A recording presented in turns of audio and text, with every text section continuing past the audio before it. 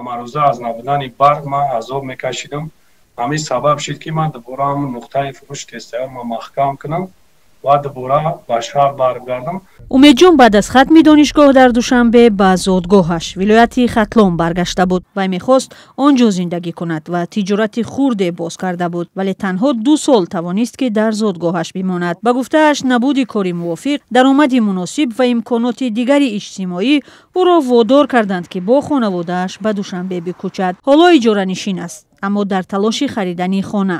яъне дар шаҳр мондан ва дар шаҳр зиндагӣ кардан, яъне ба хотири ояндаи фарзандон ва ба хотири беҳтар ва будани шароити имкониятҳо дар шаҳр. барои ман ҳам ҳамин сабаб буд ки масалан дар ноҳия ё ки дар деҳот масалан имкониятҳо каманд барои кору фаъолият. умедҷон гуфт афроди зиёди дигареро медонад ки солҳои ахир аз зодгоҳи вай ба пойтахт кӯчиданд. дар 10 рӯзи ахир 2 мансабдори Тоҷикистон аз шиддат гирифтани тамбашавии нақлиёт дар кӯчаҳои Душанбе нигаронӣ карданд. яке аз мушкилоти асосие ки ҳалли таъхирнопазирро тақозо мекунад тамбашавӣ воситаҳои нақлиёт дар пойтахт мебошад ки ба баъзе оқибатҳои манфӣ аз қабили зиёд тӯл кашидани вақти сафар ва ба кор дер мондан ва асабонияти ронандагону мусофирон сабаб мешавад. дар ҷаласаи вазорат сабаби асосии тамбашавиро дар афзоиши аҳолӣ ва нақлиёт арзёбӣ карданд. раҳмиддин саломзода, муовини раиси шаҳри Душанбе, дар як мақолаи муфассал ки низ 17 октябр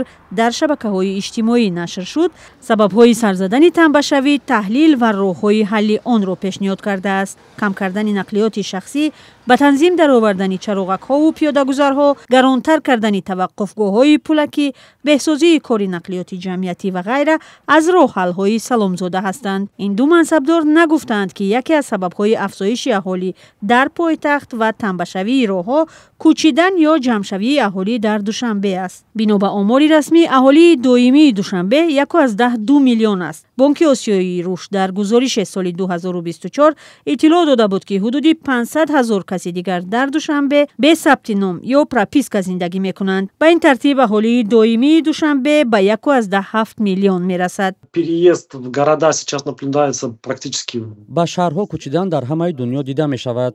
шаҳрҳо калон, деҳаҳо холӣ мешаванд. аҳолии шаҳрҳо дар саросари дунё меафзояд. ин албатта ба омилҳои зиёде рабт дорад. аз ҷумла набуди сармоягузорӣ ба инфрасохторҳо дар деҳот ва шаҳракҳо, мушкили буҷа, мушкили захираҳо, мушкилии набудани ҷойи кор, низоми тандурустӣ, маориф ва ғайра. албатта агар мо он ҷо шароит фароҳам оварем, одамон камтар он ҷоҳоро тарк мекунанд. на танҳо ба шаҳрҳои бузург, балки ба кишварҳои дигар ҳам ба муҳоҷират намераванд ва ин боис мешавад ки ба шаҳрҳо наоянд, мошини шахсӣ нахаранд ва дар натиҷа теъдоди мошинҳо кам шавад ва тамбашавӣ сурат нагирад. Их количество и пробках на дорогах.